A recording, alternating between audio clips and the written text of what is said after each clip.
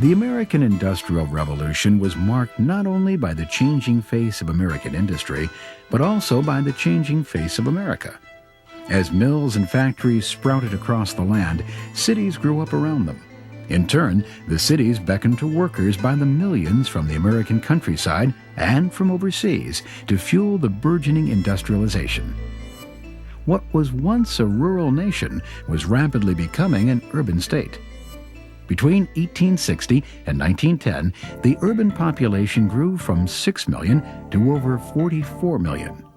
Rural Americans abandoned their farms to take factory jobs in the big cities.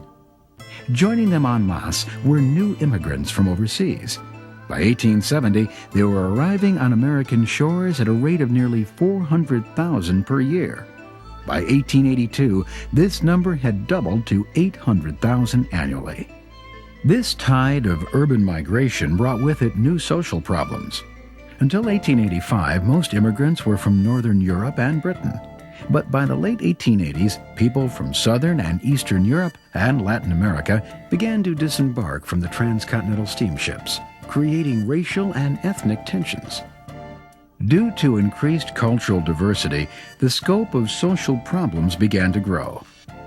These were the landless, the unskilled, and poverty-stricken. The huddled masses that Emma Lazarus reflected upon in her poignant inscription for the Statue of Liberty. Give me your tired, your poor, your huddled masses yearning to breathe free, the wretched refuse of your teeming shore. Send these, the homeless, tempest-tossed, to me. I lift my lamp beside the golden door. The growth of American urban centers was nothing short of astounding. In the 20 years after 1870, the population of Minneapolis grew from 13,000 to 165,000. Denver grew from 4,700 to 107,000. And New York had a population of over 2 million.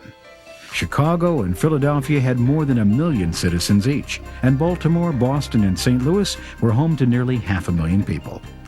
Housing, water, and crucial services such as sanitation, roads, and bridges were woefully inadequate. New tenements sprung up and were immediately overcrowded. Garbage collection efforts and police and fire protection simply could not meet the overwhelming demand from city dwellers. Journalist H.L. Mencken described the stench of 1880s Baltimore like a billion polecats.